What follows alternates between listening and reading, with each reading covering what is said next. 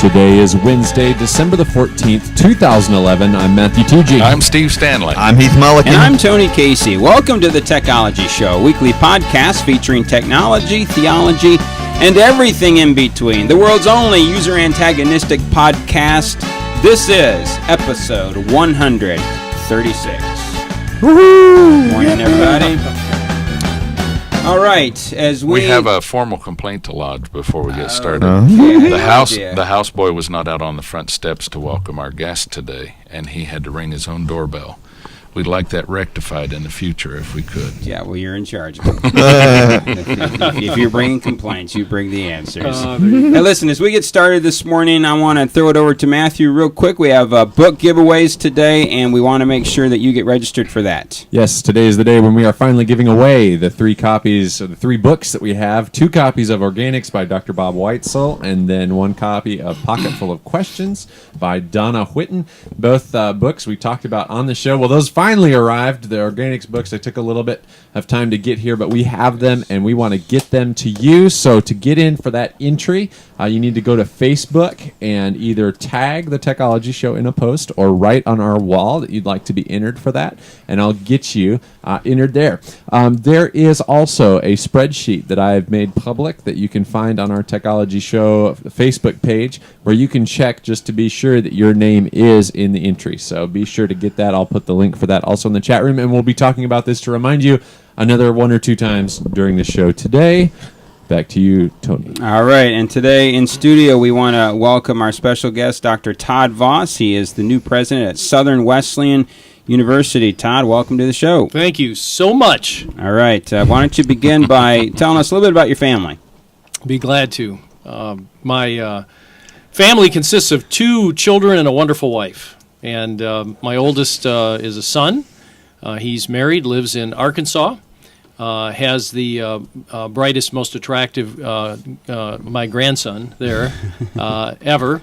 And yeah, and then my daughter is married, lives in Indianapolis with her husband. My daughter is a kindergarten teacher. My son works at Sodaquist Center, which is a part of John Brown University. It's a leadership development center. And my wife, of course, followed me to South Carolina, and just a few weeks ago had a revelation. She said, "Why didn't we move here 20 years ago?" Well, we moved down here from Wisconsin about 20-some years ago, and while Wisconsin's a wonderful place to go visit, South Carolina has certainly become home. Yeah, I can see that. Well, my wife is from the Upper Peninsula of Michigan, so you understand that from Wisconsin. Yeah. So they don't measure snow in inches. Right. They measure it in feet. And she was just talking to her mother this morning, and she said they're anticipating some today. Yeah. And I just come down here with a shirt on thinking this is wonderful, no coat needed. So it's great. Yeah, the UP is a pine forest, basically. It is. Pine tree forest, It really is. That's what it is. Hey, do not speak disparagingly of the great state of Michigan. That's right. From whence many great folk have descended. Except the Upper Peninsula wanted to secede, you know. Yeah. They wanted to create the 51st state. Do you remember that? We don't mention I do. Yeah, they had shirts made. I think they sold 12. Yeah. Well, we in South Carolina know all about secession. Welcome to the club. We can help them out. Yeah, we can give them a few pointers on there. You're doing this all wrong. All right, so here's my first question for you, Dr. Voss. You insist that people not call you Dr. Voss. You insist they call you Todd. Why? Well, it's pretty simple because that's my name. Yeah, that was coming, man. You knew that was coming. But, it's an interesting thing to me that a community is really created by people knowing each other and by using their name.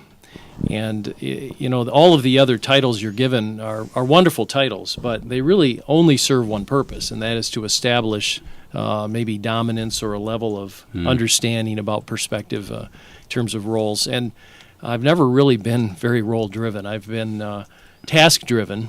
And so, you come to a place like Southern and you talk to wonderful people, and, the first thing I wanted to do was establish that I'm just one of them.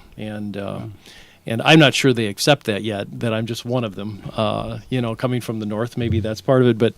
But no, really, it's just been a great community. And for me, it's just a much more comfortable perspective for colleagues to call each other by their first name. So I think that's part of the culture, and it certainly is part of the culture that I love being a part of. So one of the things I thought was cool was when I found out that shortly after you came, you asked that the president's parking tag even be taken down. Oh, the parking signs. Yeah, yes. I wasn't going to park there. And I thought, what a waste of space if it just sits empty all the time. Yeah. So I thought, no, I like to just park any place there's an open space. Because what happens is, and I guess, it's one of those tools that you learn along the way, but what happens is you end up parking near people you otherwise wouldn't park near, and you start a conversation, and it really is about relationships. So for me, it's park wherever I can find a space. Usually it's the worst one, and it requires you to walk, run into people.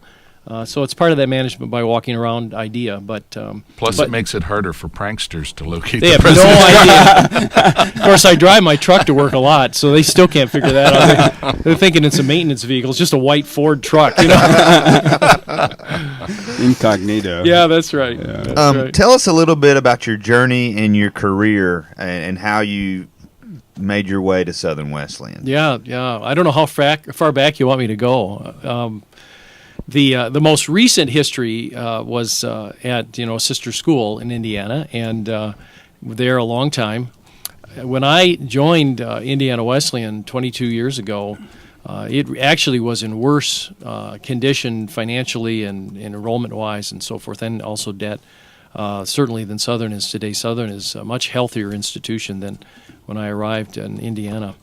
But I really felt a draw to Christian higher education. Before that, I had been involved in state schools, large ones. I mean, I graduated from Michigan State and then worked for 8 years at Western Michigan University and had about 23 or 24,000 students there, and then went to West Virginia University, a branch campus of that place. And so I really was longing to get into Christian higher ed. I had done some consulting. I was part of the Association of Christian professionals in student life, and so with all of that, it was difficult to get my foot in the door. I think there's an automatic distrust in Christian higher ed if you haven't been a product of Christian higher education. They kind of wonder, well, he says he's a Christian, but how Christian is he? And so I often didn't get even responses to my letters of inquiry. But Indiana Wesleyan not only responded, but the president gave me a call, and first question was, "Tell me about your faith. Give me a sense of your journey." And so I did, and he said, "Oh, you just wouldn't know that." Well, of course, I didn't know how to Christianize my resume. Right. So he said, "We'd like to have you come." So I did. And then it was an interesting kind of a thing, because coming from a large school kind of experience and coming to a very, very small campus, looking around, I thought, wow, I mean, there's so many things that are easy things to do to start to turn things around. But the thing that really occurred to me was this overwhelming sense of not being worthy. And I didn't anticipate that, and obviously I probably wouldn't have gone, but so as I left, I thought, boy, if they call me, I'm going to have to tell them I don't think I can do the job, because it just seemed like there was so much more connection with faith than I had anticipated. And I didn't know that I really did have the experience or the background. And I thought they took a chance. And when they offered the position, I told them, I said, I don't think I'm really worthy of this. You probably have better candidates. And they said, that's why we want you, because we really love that humility. And I said, it's not humility. It's fear. No. So at any rate, that then fast forward to what God did through tremendous opportunities and ways to really connect with building a sense of community and quality of life for students, growing the online program and so forth. So. Yeah. Over the last quarter century, how has education in general, higher education, changed, and are there specific changes that Christian universities and colleges are having to encounter? Yeah. Well, of course, higher ed, some of the big ticket items in higher ed that have dramatically changed, of course, is the sense that higher education really meant higher learning, and it really meant seeking God's truth. And so even 130 years ago, 70% of the colleges and universities in the United States were Christian colleges. And, Southern is 105 years old. Yeah. And you think today it's less than 3%. So one of the huge changes in higher education has been that it really is no longer seeking God's truth. And that is a huge concern, because then what truth are you seeking? And of course we hear all of the horror stories that come out of higher education and what's happening in students' lives, and how students that come in with faith to a secular institution leave without, and it's it's a frightening kind of a thing. Christian higher education has changed in the sense that we've lost so many institutions that have believed somewhere along the way, as they have been challenged with enrollment or challenged financially, believed that if they water down their message, that they will grow. And typically, historically, there is a little bit of a bump as individuals that didn't think about that school before now think about it. But then it just starts a dramatic decline. And so we've lost so many Christian colleges that not only became secular institutions, but then closed. There were a couple decades there where we were losing dozens a year, and even in the next decade we're going to be losing some schools that are really no longer Christian colleges, but have really lost some of that draw. The good news is that places like Southern still exist that really believe in the core of that mission and have not changed. We look very different than the world because the world has changed so much. Right. But that the whole concept of integration and faith and learning is a very old. I mean, it's not a new concept, but it feels fresh and new to a population that's looking for truth. And what we're discovering is by literally identifying that growing chasm, families are becoming more and more interested in Christian higher education, saying, you know what? They tell us who they are. I remember just a couple years ago, a family that was with the Wesleyan name. We get confused sometimes with so many other schools that are not Christian colleges. And a family came. We were relatively close, and the dad had gone to another Wesleyan institution that wasn't part of the Wesleyan church, and so he wanted his son to check it out. And so they came, and of course the visit day was, loaded with videos and opportunities for prayer, and they went to chapel, and so at the Q&A time he raised his hand and he said, man, this is different than when I went to school, and so he started to explain the differences, and I said, oh, I bet this is really foreign to you.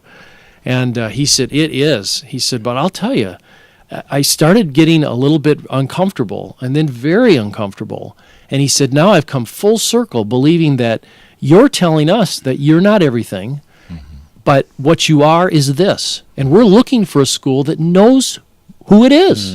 And I'm thinking, wow, that's an amazing statement from a parent.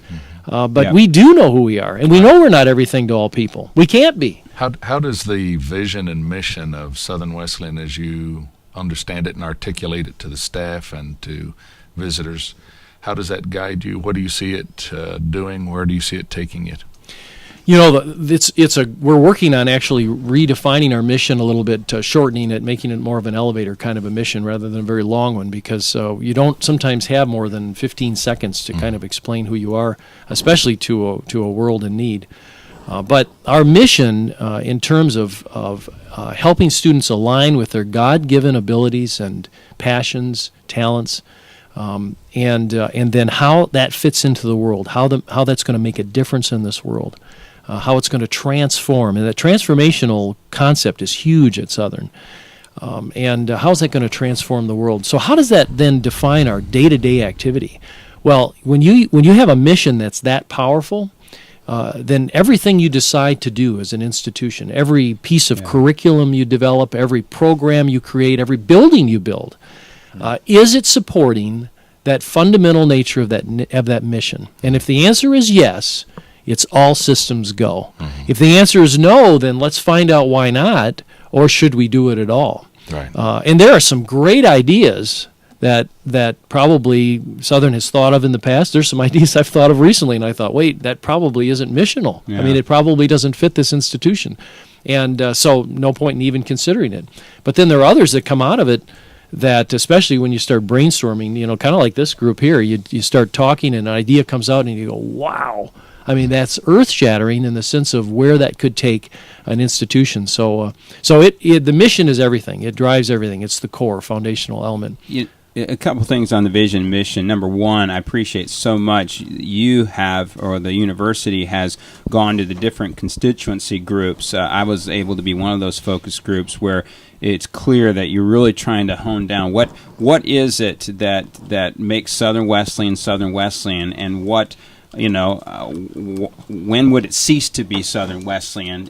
What things would have to stop? Yeah. And then also, I think that we see a great example of this whole issue of vision and mission driving an institution at FWC Alive, because when you come in contact with their staff or even the attenders of that church, when you ask them why do you do that, their knee-jerk reaction is 96,000 people. Yep.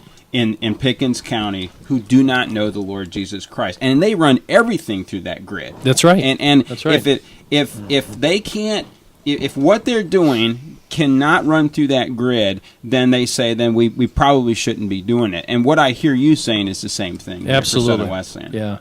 Yeah. The mission is inspirational, and it's also aspirational. It produces a vision, and the Alive vision is a result of this missional perspective that says that this is no longer about entertaining ourselves. Right. This is about bringing people into the fold. And Christian higher education isn't a church, even though we're owned by a church. But it still is part of that whole that whole missional perspective from the church that says, how do we introduce students to Jesus Christ in such a way that it impacts their life, changes their life, and that they change others' lives? Education is a wonderful vehicle to do that. So it's a companion with the mission of the Wesleyan Church. And that's why I think it's such an important aspect that we're owned by the church. Think of how many schools that decided, the Board of Trustees voted, we don't want to be church-owned anymore. We just want to be church-affiliated. Yeah. Mm-hmm. First step of a very difficult downhill slide that says, we're going to eventually just become an independent kind of a thing. Well, good luck with that. So. Yeah. One of the criticisms you often hear about going to a Christian university is that it's just too expensive. That's what's always thrown out. How do you respond to that in today's? It is expensive. I mean, that's how I respond. It is expensive. I mean, when you think confirmation right here, the technology show. That's right. I don't think anyone's ever said that. But the reason that it is what it is because we don't receive the kinds of handouts given by states and even by the federal government in many ways. Now we do, participate in all of the kinds of financial aid programs that are available, and so that really helps. What I do say about tuition is that there's a difference between the sticker price and the net price. Right. And that the government, DOE and others have forced colleges and universities to take a look at that and try to create a net price calculator that ends up on their website, and we have one. And what it demonstrates is that over 90% of our students are receiving some form of financial aid, that the net price for our students is really very comparable, as a matter of fact, on average with what a state tuition would be, with all of the aid, with all of the scholarships, with all of the assistance available. So in essence then, when you're talking with parents and students and they do have a comparison opportunity, they go, wow, this really isn't what I thought it was. It really is a very affordable thing. We've done some numbers and we've looked at them to try to determine what is our net debt for students when they graduate. Right. And I'm just delighted to look at the net debt is less than state school averages for net debt for Christian higher education. Wow. And so it's pretty exciting for us when you say, wow, this is meaningful. Now, why is that? Well, it's because of the aid we provide. It's because of the work-study opportunities we provide. It's because of the schedules that we provide and allow students to be able to get more money in the summer and so forth. So there's a package that goes with that. There's also something about students that attend a Christian college that is a little different, and that is that they're more driven. They're interested in greater success. They're interested in less diversion, which occurs, or distraction, which occurs on state campuses. We have fun. We do lots of things, but you start thinking about the fact that you really don't have the party issues. You don't have a lot of the things that really are starting to suck students away. I mean, the retention rate in higher education is abysmal. The continuation rate from freshman to sophomore year in the United States and all the way to graduation, less than 50% in the United States. I mean, this is crazy. And yet, at a Christian college, there's more seriousness about this is what I'm here for. God called me to this place, so they take then their resources more seriously and they use them more wisely. So in the end, there's typically a little less debt. So how do you balance that? You're trying to make it as affordable as possible, but yet providing the absolute cutting edge best experience that you can. How do you balance that? As a pastor, we're trying to provide the best experience for our people, and a lot of times that means, man, we got to spend some money. To spend some money, you really do. So spend money to make money. That's right. How do you balance that at the university level? Well, the fun thing about it is that at a small campus, you can spin on a dime. You're very flexible. And so that allows for innovation to be able to take part of the culture. Wow. And when that happens, it allows you then to ask for help from friends. It allows you to be creative, for example, our adult program and what that means for not only the kingdom, but for our resources that are available. And so you can use those resources very wisely, and you can put them in places that really make a difference. For me, enrollment is the big deal, and making sure that we have as many students as possible coming to Southern Wesleyan University, because to me it's about the kingdom, and it's about spreading that wonderful news about what we can do. And so the bigger we get, the better. But the downside of that is the bigger we get, the less flexible we'll be. So when you innovate early on and you start creating new systems and processes, you make sure you incorporate in those processes as much empowerment as possible so you can continue to keep that flexibility in play. Well, isn't this part of the importance of defining vision and mission up front, so that once the ship's getting bigger and bigger, it's already headed in the right direction, so that at least you don't have these major... You don't have major, rudder turns. Right. And that's important. And what I'm finding at Southern is that so many things were aligned to move, and yet they were waiting for the big wind. Yeah. And yet, here we are. If we don't cast off that line and start moving, the world's going to pass us by. Sure. So we didn't cast it off. We actually used a chainsaw. We just cut that thing, and we are moving, and it's exciting right now. For all four of us are SWU alum, and SWU alums, and it's interesting because we watched Dr. Spittle come in, and there was just this sense that God orchestrated that, brought him in. He was God's choice for that time and that era, and I'm not trying to, flatter you, but the same sense and that same feeling, it's great, because when Spittle announced his resignation, many of us are really sad about that. But then as we watch this process, we watch you come to this position, this real overwhelming sense that God is at work here and that He is in the process. And the same way that Spittle came in, now we see you coming in for a different time, a different era, and but to accomplish the same thing by and large. Yeah, I'm glad you said that. I've said publicly, and so I can say here easily, that I never really aspired for this kind of a role, and it was definitely God's driving this. Just not very long ago, just a few days ago, actually, Julie said, "This is where we belong." And she said something that I thought was I had thought, but I didn't want to articulate.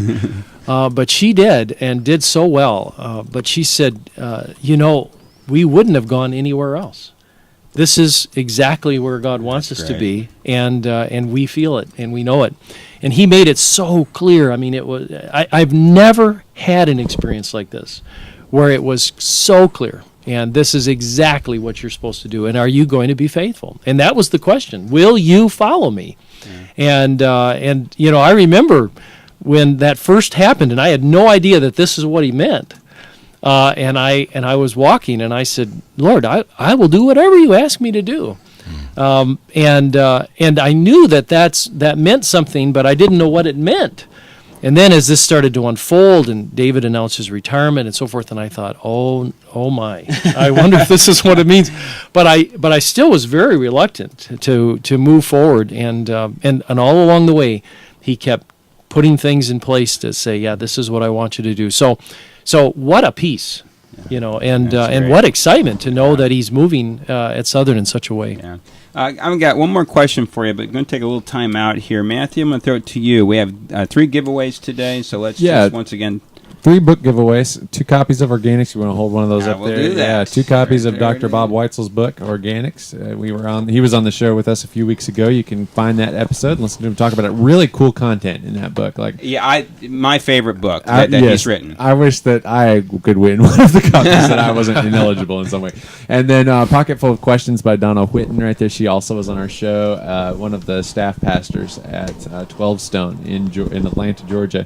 And just a fantastic lady, another great show, worthwhile to listen to that. Yeah. So to get those, we're going to give them away probably Organics, Pocket Full of Questions, and Organics. So there's 3 chances to win. You'll go to Facebook, either tag our show, if you know how to do that, and that would be preferable because then that helps get the word out about the Technology Show to other people. Or just write a post on our wall. If you can't figure out how to tag us, that'll work too, and we'll get you entered. I have a link as well that I keep putting up in the chat room where people can check just to see that their name is entered, and then we will use a random number generator 2 to questions. pick out. No, a pocket full. A pocket full of questions. Two Two questions. Does this mean now that Tony's showed the books that he's our new Vanna White? And a question from Vanna only hopes that she But if you shaved her head, That's funny. yeah. and someone from the chat room has a question for you, Yes. and that is, have you tried boiled peanuts yet? I have not. Now, wait a minute. Some Now, of wait a the minute. show today. You But could I have did ask Hey, Jim Robert. Wiggins Yes. what they were like, and he said, if you like mashed potatoes, What? and I thought, what? Don't go there with me with peanuts. So I had him I stop. thought we had a rule against alcohol use. We should have had boiled peanuts in the studio today. Yeah. And I understand they come in different flavors. Oh yeah, they Well, do. but Cajun, but that- That's not Christian. That's real. You've got to have the real stuff. And you got to get them at the guy at the crossroads of Highway 88 and 178, just sitting there. And Listen, you have to buy them at the back I of have somebody's seen that truck. guy. Yeah, I have seen that guy. I've told this story when I first moved down here from Wisconsin. I had these guys in the church, and they said, "Have you had bald peanuts?" and I'm thinking, and I would say, "No." And I'm thinking, what is a bald peanut? And about a month after I was here, I'm driving down the road, and I see this hen scratched sign, and it says boiled peanuts. I Yeah. go, oh, there not you bald peanuts. Connect with that. Yeah. That's good. All right, let's get back to some questions here. For some of our listeners, they may not know that the denomination, the Wesleyan Church, has 5 schools. We have Kingswood University up in Canada. You have Indiana Wesleyan, Southern Wesleyan, Oklahoma Wesleyan, Houghton College. What kind of contact do these schools have with one another, and do they work collaboratively at all? Well, they do in the sense that the Wesleyan Church pulls us together a couple times a year in what's called the Wesleyan Educational Council. And the presidents are meeting then to talk about collaboration, to talk about common kinds of goals and purposes. And then the board chairs are part of that process as well. And so, there's good conversation, good discussion. Much of it is a result of what happens in politics or in the national scene in terms of educational policy and so forth. But we do talk about what's happening on each campus, how we may be able to support each other. I'll give you an example. The Indiana Wesleyan was moving in the direction of trying to maybe create a medical school, an osteopathic medical school, and that came up in conversation this last council meeting. And really the conversation was, how can students at Southern and Houghton and so forth be a part of that, Sure. graduating? How can they get their foot in the door with that kind of an opportunity? And Henry Smith said that's our goal. I mean, that we would work on this together in the sense of saying we would like to make sure that our Wesleyan students have a first shot. Sense. So it's those kinds of things. And, as we've been talking here at Southern about reworking this master's degree through our religion department, what will that look like, and how will that help the church, and how will that help the students at the other Wesleyan schools that are graduating with tremendous degrees in religion but want to go on and do something different? And so we're looking at church planning, we're looking at recreation ministry, all kinds of ideas to say, how can we fill an important niche for the church and still not compete then with the Wesley Seminary? So it's those kinds of conversations that occur. But I would say that more collaboration is a good thing, and I'm about collaboration. And so because I know the schools and I know the presidents and worked at one so long, that I think the opportunity for the future is very bright. Well, I might be too idealistic here, but my thought is this: that it'd be great if our 5 schools, if I was concentrating in this area, I would go to Houghton. If I was concentrating in this area, I would go to Southern Wesleyan. You see what I'm saying here? Yeah, absolutely. And that's true. And then also there are some regional issues. We know that things have really compressed in terms of where undergraduate students, traditional students, are looking to go. And typically they go within a 300-mile radius of where they live. Well, that didn't used to be that way. So you want to make sure that each school carefully looks at, even if it's a duplication of a program or a system or a major, should we look at those and keep them, because we know that a student's not going to travel from 301 miles. So they're going to so how do we make sure that the schools are offering the kinds of majors and programs that really attract students from the region as well? So those are important things to continue to talk about. But big rock items, yeah, absolutely. There have to be some things that each school is pretty well known for, and you don't want to step on those. So. Yeah. Now, one of the things that's changed since you've come on campus is Southern Wesleyan's moving from NAIA to NCAA Division II. My question is, that's an application process. So okay, we're hoping to move. We're hoping to move. Well, I guess my question is, Well, we broke a story here, and we didn't even. We got to be careful. Don't want NCAA to hear that. No. Yeah. Well, I thought those charges against me were dropped years ago. But anyway. Yeah, no, I saw it in the paper today. My question is, right now, it just seems like you're building a lot of momentum. What are some of the things that you do want to see happen here in the next few months, next few semesters, to kind of seize?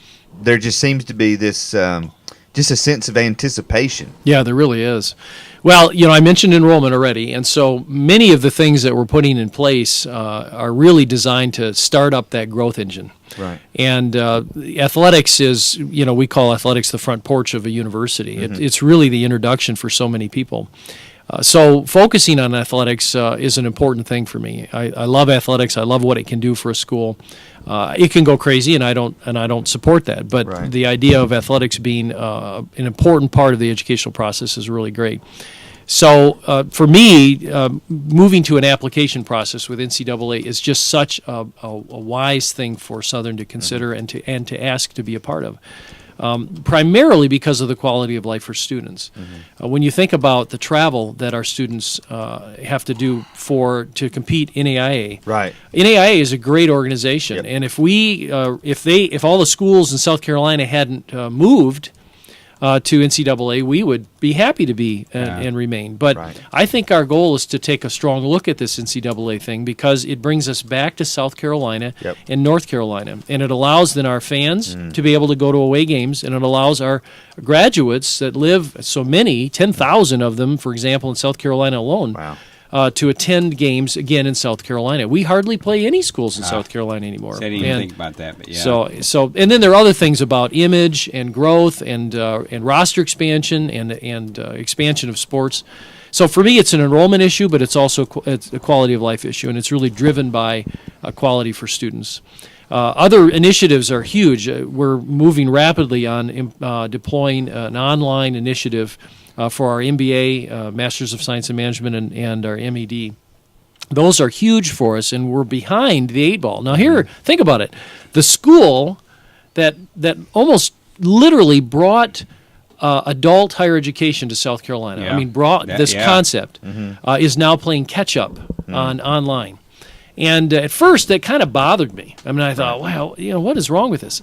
Well, I've completely done a 360. This is an opportunity that has been given us. And I say that in all sincerity because we now have been able to watch these institutions do what they do and realize that they're all missing the mark.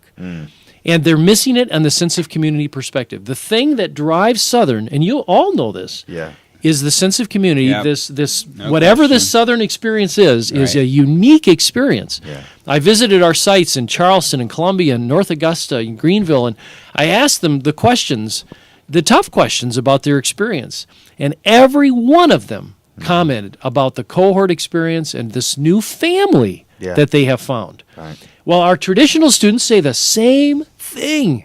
And I'm thinking, we can just capitalize on this. We can steal market on that one initiative alone. And there are other things we're working on that'll just blow the socks off our competition. So I'm really excited about now what this will mean for us. We're probably going to launch in the beginning of 2013, give us this year to go through the accreditation process and all the revamping of curriculum.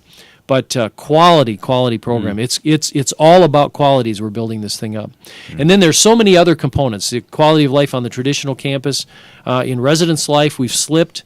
We need to ramp that back up.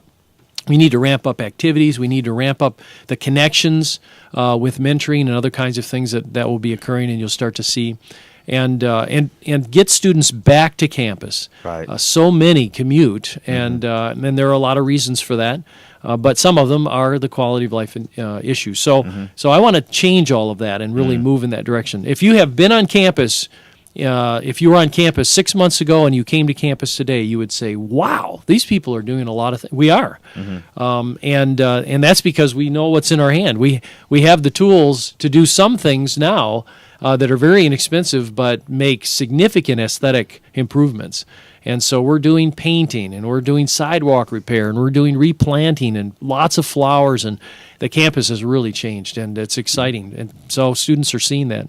Another initiative that I'll just mention is our visit days. We've brought these visit days into this really high reality kind of a thing for students and parents, and they come, have breakfast, they have presentations, they hear about the school. And it started with just a small group. The last visit day, 140 people came to this visit day. That's good. And, they're just connecting at a whole new level. So many things like that are in play now. And I'm really excited for what that's going to mean for even next fall. Yeah, well, and we're excited, too, about what's happening over there. We want to go ahead and just wrap up this part of our show and our interview with you. Thank you so much for taking time out. Well, thanks for inviting me. This is a lot of fun. Technology. Yeah, that's right. the convergence of technology and theology. Yeah, that's right. All right, let's keep moving along here. And Matthew, let's go to... Download of the Week.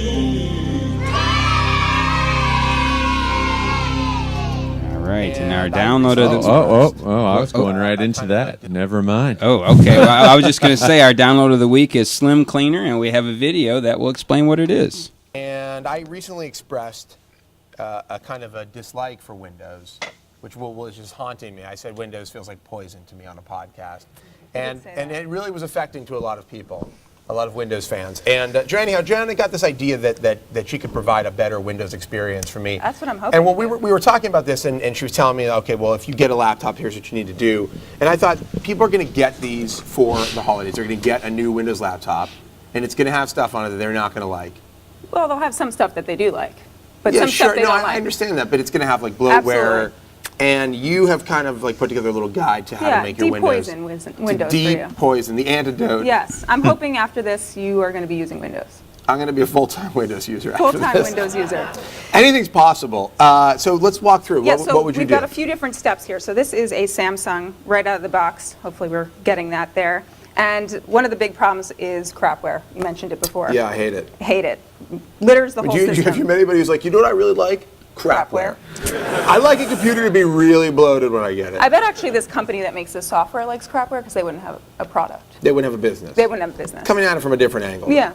So Slim Cleaner is the first thing you probably want to put on your system, and you can actually select different programs. By the way, here. Slim Cleaner is not paid for an advertisement. Yeah, no, never. Joanna just thinks it's a good tool. I just found this. And this basically will find bloatware on your computer. Exactly. And what's actually interesting about this is like me and you, we know what to delete, right? We know like, Well- oh, we probably should get rid of this, I don't know, Wild Tangent Games. What or- I do is I just erase hard Everything. drive, And put on something. I put it, and then I put it away. Okay. Well, some Is that others right? in our audience know what to delete. So what you can actually do here is you can see reviews of things that people like said, oh yeah, you wouldn't want this, and you can come in here. Yeah, because and people say, they're actually crowdsourcing. So Yeah. on this piece of software, people will basically tell you you want to keep this piece of bloatware. Right, It's and there's actually really comments, great. people leave But, comments. but the thing is, you I have to don't be know if careful bring it up because like right the now. Bing bar, for instance, 91 people said we like this. Well, I bet at Microsoft a lot of people like No, Bing I bar. mean maybe it's great. I don't know. I'm just saying maybe you don't want the Bing bar. I personally don't want the Bing bar. Right, there you go. But, so that's one way to do it. You could obviously also come into the control panel here. If I can This click is on and this it. is a little bit nerdier is to actually just go find the application. Exactly. And delete it by hand. So like, and then there's the major step. This is the sledgehammer. This is the sledgehammer. You buy Windows 7, you install it. Yeah. So, let's go ahead. talk about this for a minute, just to give everybody an idea about what's going on. So when you buy a laptop, say from Staples or Best Buy or wherever, part of the price of that laptop is subsidized by the fact that they sell themselves to other software vendors. So one of the reasons why a Macintosh, is a little bit more expensive or a lot more expensive than a Windows laptop is they're not getting a subsidy. It's their software, their hardware. On most other hardware vendors, they subsidize themselves by saying, okay, so Bing, we will make you the default search provider. We'll install the Bing bar ahead of time so that when people get this laptop, it's going to be there. And then in the hopes that they'll start using that, Norton Antivirus and McAfee and all these antivirus worse. companies will always give like a 6-month free trial. And then after that, you have to start paying for it, and in the hopes that that'll get people caught in that. So they pay the manufacturer the money to do that, and what you end up with is a computer that's got a lot of software installed on it from the very moment that you get it. It's called bloatware, as that's what they're talking about. Or, I don't like to use the word. You Yeah. start on this pro-Apple rant. No. There's a versus script that always comes No, to well, mind. How long, oh Lord, how long? No, hold on. They're not going to sell themselves out. Apple isn't going to. They're not going to. But what you can do, and one of the major steps that they talked about was buying a fresh, clean, unsubsidized copy of Windows 7 They're all that has Apple no fanatics. other software on it. That it really is a great way to go. It really is It a great is. way to go. But if you don't want to spend the other $100 to $200 to do that, you've really got to dig in there and figure out what don't I need. And get rid of all that stuff. Because what you'll do is you'll find a really good experience. Microsoft has opened up some retail stores in the same model that Yep. Apple did. Yep. Okay. I've been to one. And you've been there. You've seen it. Every one of those computers run just amazingly. Why? Pure Windows, no That's right. bloatware whatsoever. It's all fresh And it's Windows nice. right from an install. No, Right. no subsidized programs on those computers. That's why they work so good. Still So has the Windows- shrink wrap on it. That's it. Yeah. What it is. I mean, it's so new. Yeah. Yeah. Got it. And so you're saying this program will take us near to that Near experience. perfection, right? Well, what it will do, it's crowdsourced, so it gives ratings on programs. It looks at everything that's installed on your computer, and then people rate those things and say, this is a piece of junk software that you don't need on your computer, and then you can delete that right from there, and it'll uninstall it and get rid of it. Or it may say, this is, Skype. You may use that. This is pretty good. It's not taking up a lot of system resources. Don't worry about it, and you've got it. So that really... What's the name of our program again? I can't even remember It's, now. Slim something. Slim here. Cleaner, yeah. Slim Cleaner. Well, and here's the problem with all this bloatware. It is running in the background. It just grinds these machines down to a slow pace. Yeah. And so the beauty is just get rid of all this stuff that's running in the background. And you'll have a much better experience. Yep. So some of you may be getting new laptops for Christmas. Some of you may have gotten a Black Friday deal. Well, the reason those deals are so low is because it's cheap hardware, number one. Number two, they've subsidized as much as they can get out of it, and the manufacturer's making money for it, which brings us to another story that we'll cover in a little bit. Yeah, that's right. Yeah. So we recommend Slim Cleaner. That's our download of the week. Let's move on to They Said It. Let's do it. Let's Come on, do it, Matthew. Read my lips. I'm going to say this again. I've never taken steroids or HGH. I took the initiative in creating the internet. The Macintosh, of all the machines I've ever seen, is the only one that meets that standard. Man. I'm not a crook. If you know what you're doing here, slide out. I think it is ridiculous that there's a controversy over this. We don't seem to mind in another sport when a guy wins an event and they say, "How'd you do it?" And he goes, "Well, I want to thank my Citgo Federal Express Viagra Snickers team." But we mind when someone thanks Jesus Christ? The Today Show's co-host Matt Lauer, commenting on recent criticism of Denver Broncos quarterback Tim Tebow and his habit of thanking Jesus Christ whenever a microphone is thrust in his face. Source, The Today Show. We got so fascinated with ourselves that the world just sped by us. We're like a boutique. We're the most inclusive church in the world. That's the tiniest church in Christendom. I'm not interested in being the leader of a boutique church. Recently elected Episcopal Bishop Reverend Mary Ann Buddy explaining why she thinks the Episcopal Church has been in decline in recent years. Source, The Washington Post. We will shift our strategy to improving profitability from pursuing market share blindly with cheap and unprofitable products. Ultrabooks will become our key growth driver next year as customers want a lighter, thinner notebook with longer battery life. Selling more Ultrabooks will also help improve our profit margins as they command higher prices. Acer CEO J.T. Wang explaining the company's new direction. Source, All Things D. So let's just start with that last one there, the story from All Things D. Yeah, because it kind of ties in. It ties into this whole thing of bloatware. Acer, which I have one on my desk in for repairs right now, where just randomly the keyboard and the trackpad stopped working, and we cannot, for the life of us, I mean, we've done BIOS updates and all this stuff. Yep. They've just been, they acknowledge we've been making junk, and we've got to figure out how to step this up. And I agree, they've been making junk. And I'm an Apple fan here, so Steve, just plug your ears if you need to. We have two computers from the same person, notebook computers that we're working on, and these are what I call classic Black Friday specials. And both of them, what's going to happen here is we cannot get them working. We're going to end up just getting their data off the hard drives. And so let's say that they spent $700 to $800 on both these computers. Wonderful deal. So here you are 3 years later, and you can't use either one of them. And that money is gone. It is just gone. Now contrast that with the MacBook that I bought. Had it for 3.5 years. I bought it for about $980. I sold that computer 3.5 years later for $500, and then used that to purchase a MacBook Pro, put it towards that. Yeah, so in reality, you spent way less than they're spending when they're going to have to buy new computers. Yeah, it really is. It's you cry once is my motto for Macintoshes. But you know, I can make the same argument. I can make the same argument. I've got a laptop. Let's Steve. Okay, make your argument. I've got a laptop that's been running for 6 years. Good. All right. One laptop that's been running for 6 years. Now, it is true that the speakers don't work. Yeah. For a long time, they haven't worked. They have not worked. But that I believe. Who needs speakers? Well, yeah, really. What do you need to hear? Oh, this show. Well, the earphones still work. I plug it into the stereo. There you go. But the point I'm making is that thing cost me $300 and some.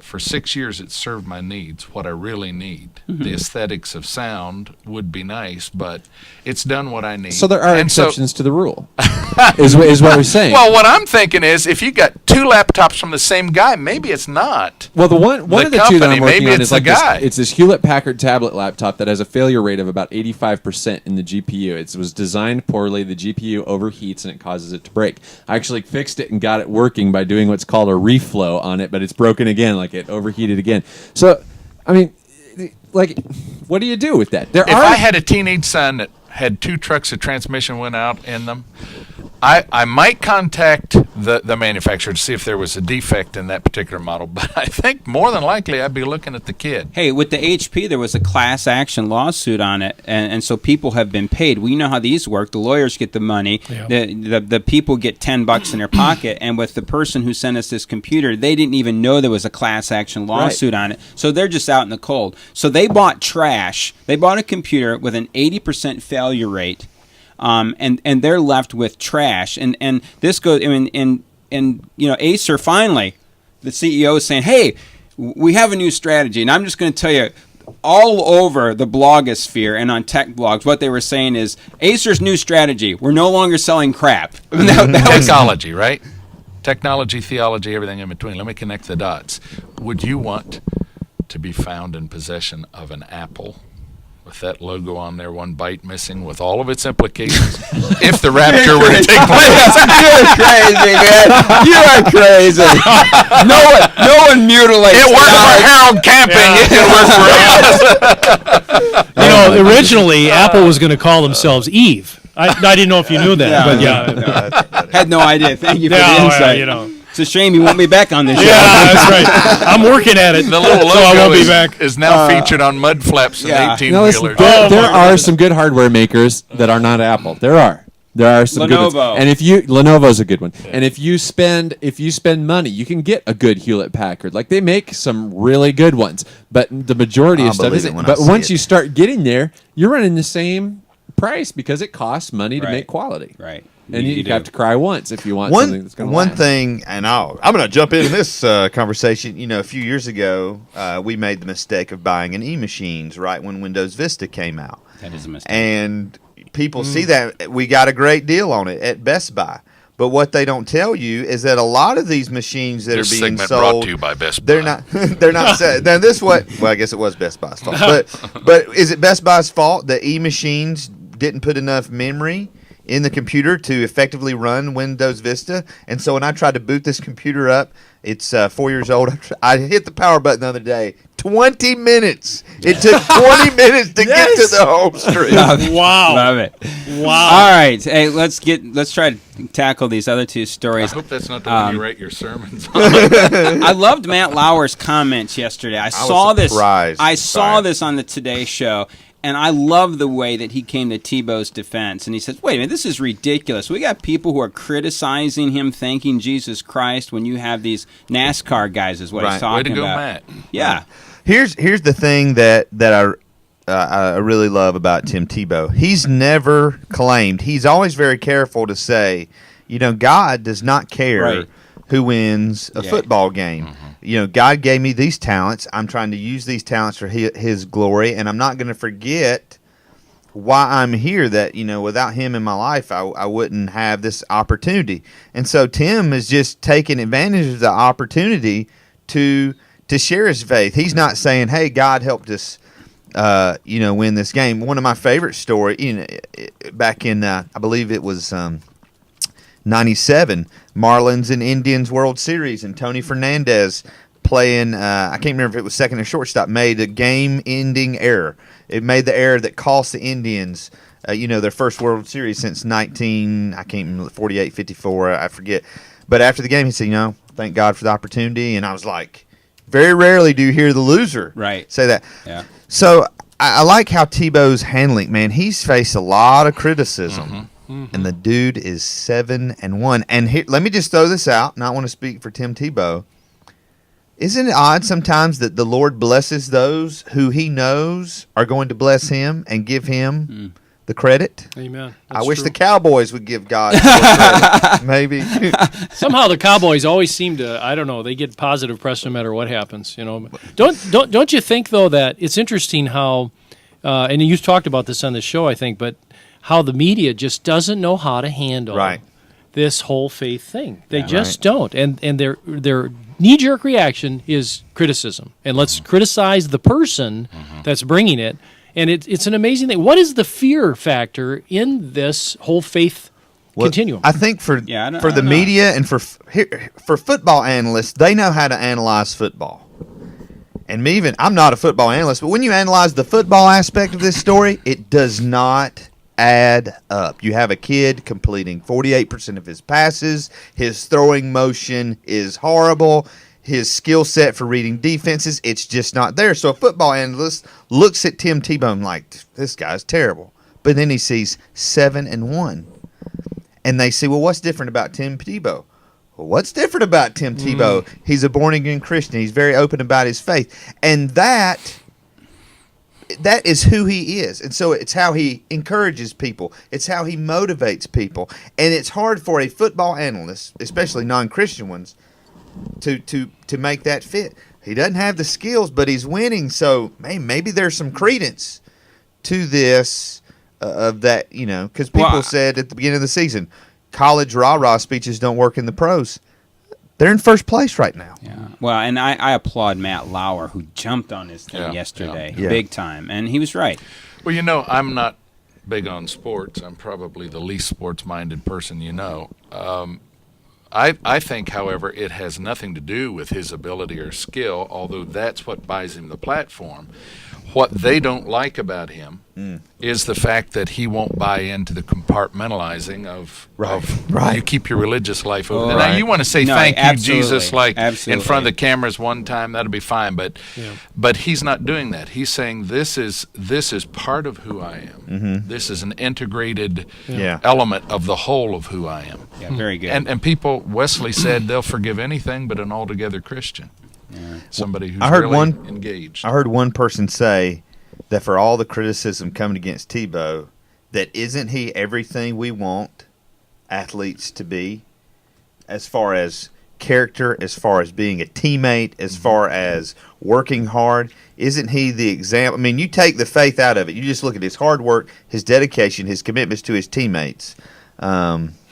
It's and you have to say, if he did remove the faith element, would he be that consistent person? Right. Real quick here, one last time. One last opportunity to get entered in for our book giveaways on our Facebook page. You can go just post on our wall that you'd like to be entered, or tag us there on Facebook. We got 3 giveaways, so odds are pretty well in your favor today, so get in there. All right, and real quick, this last story here, the one that Steve read from Reverend Mary Ann Budd, the new Episcopal bishop. When I read this story, my first reaction was, I don't think that the Episcopal Church's problem is that they've tried to be a boutique, I see this as a theological issue and a doctrinal issue.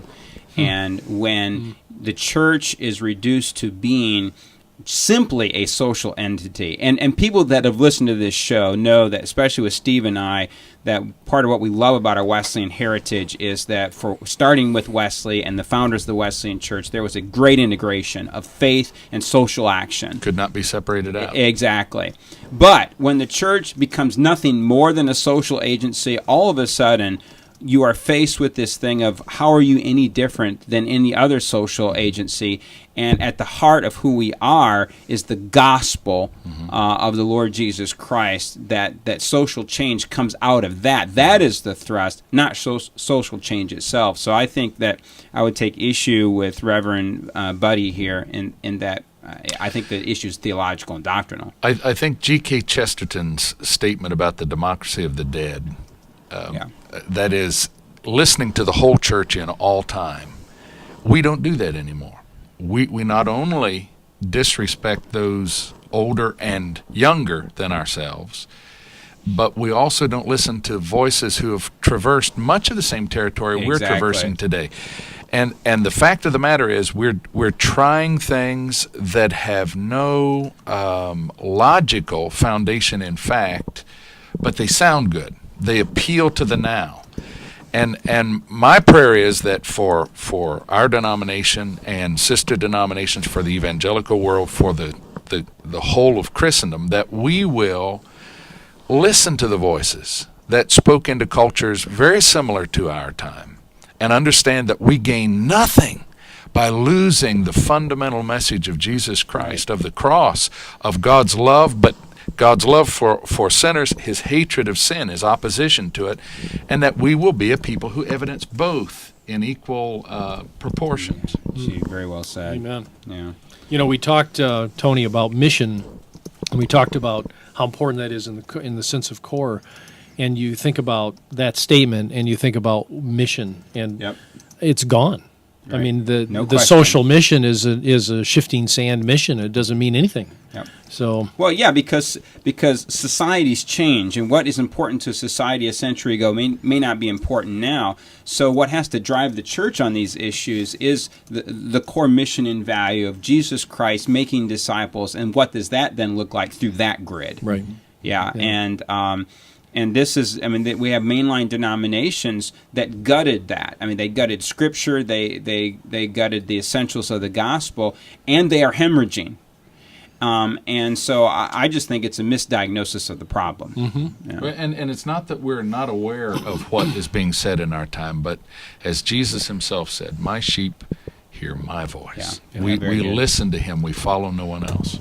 All right, let's move to our giveaways here. It is time. All right. The chances to enter is up. Here we go. First giveaway. Games First of copy chance. of Organics goes to Those two. Jay Steen. So that's the initial J. Last name Steen. You'll be contacted on Facebook. All right. Let's see our next. This is Pocket Full of Questions. We'll mail these coming out up to you. Next. Here we go. Yep. Generate. All right. Here we go. We've got B. Powell. Initial B. Brandon last name Powell. Yay. All right. Fellow NTS student. All right. Very good. Cool. And then finally, the third book, another copy of Organics, goes to Marcy Burt. Marcy! Hey, way to go, Marcy! That $20 you sent Tony paid off, didn't it? All of our winners of the Technology Show gifts also get a prayer cloth. Everyone, calm down. Sweat right off of Does Heath's it brow. have the prophet's perspiration? That's all I want to know. Make sure that you give us your address, and if you get those to us promptly, we'll have these in the mail today. Want to let you know what's coming up in the future. Next week, our good friend David Drury is going to join us just beyond the panel as we discuss different topics and different issues of the day. On January the 4th, Mark Batterson is going to be with us to discuss his new book. What is his most recent book that's coming out, Heath? Circle Maker. Just got that on my Kindle. Matter of fact, I had pre-ordered it, and so at midnight 2 nights ago, I get this notice. Oh, your book has been delivered. Like, my book's been delivered. And so I started reading it, and I'm about 2 chapters in. Is that related to Amway? No. Oh, no, that's cool. That's Pyramid Maker. It's all You know what's cool? I had Mark Batterson autograph, only copy of a book of his that I had was on a Kindle, so I had him just autograph the back of it. So I already have an autographed copy of Circle Maker, which is incredible when you think about it. Everyone that he comes out with, I get the autographed edition. Man. That's great. On January 12th, Kem Meyer, Matthew, for some who may not know Kem Meyer. Yeah, Kem Meyer works at Granger Community Church. She's the director of communications and wrote the book about church communications called Less Clutter, Less Noise. Fantastic book, worth a read. Easy read. Very simple read, but just so great. And he's got plenty of pictures for those of you that like pictures in your books. I was actually working on our bulletin at church and had her book open, looking at their bulletin and taking some of her pointers and making changes to our... Yeah. And that's the kind of book it is how does your church communicate effectively? What words do you use? How do you declutter and make it possible for people to get connected with the faith and with the church? All right. Fantastic book. I mean, if you're even outside of church communications, if you're in any kind of communication whatsoever, I think that this will be a very helpful resource. So I'm excited to have her on the show. It's a Thursday though, so a special time on that show. It's a Thursday afternoon show. We have a pastors gathering and we have to attend on that Wednesday, and so we've reshifted. So make sure you get that on your calendar. January 12th, 1 p.m. Eastern. Kem Meyer will be our guest. January the 18th, we have Chad McCullum. He's a church planter and on the West Michigan District. We'll be talking about church planting that day and his own experience with that. Also, I don't know that this is going to happen. For our faithful listeners, I'll just tell you this. I'm trying to get H.B. London on the show, try to work out a Skype call. His secretary said he's never done anything like this before, so she wants me to talk to him directly about it. She said, I don't even think he owns a webcam. So, but we're gonna try to work. That'd be great to have him on the show. All right. Were you going to say something? Yeah, I'm just trying to imagine what my responsibilities are going to be like that week. Oh, man. It'll be fun. All right. Hey, Heath, where can our listeners find you on the internet? Then go to heathmullican.com, and from there, find me on Twitter, on Facebook, and all the great places around the internets. All right, Brother Steve Stanley. I have just about 2 weeks of sobriety from Facebook, but I'm on the medication called Google Plus. You can find me there at pastorses@gmail.com. Matthew. Yeah, you can find me at matthewtg.com, where if you can spell it, you are worthy to visit. Oh. You can find me at facebook.com/AKC64. Are you out there in on the internet anywhere? You know, I haven't opened a new Facebook account since I moved, so I probably need to do that. But otherwise, just SWU.edu, and they'll find me. All right. Again, we want to thank you so much for coming in the studio. Thank you this for has inviting been great me. having you. Great And, studio, by the way. Yeah. Looks a lot like a home, doesn't it? It's an amazing thing. We've worked hard to recreate that home atmosphere. Oh, yeah. All right. As always, we want to just let you know that if you want to do further research on anything we discussed today, you can find all the links to the stories we covered at our website, thetechnologyshow.com. If you want to contact us, send your emails to thetechnologyshow@gmail.com or leave us a voicemail by calling us at 3049-TEOLOGY. That's 304-986-5649. Leave us a message. We may even play your comments on the air. Thank you for joining us, everyone. Goodbye. Bye. Goodbye. Adios.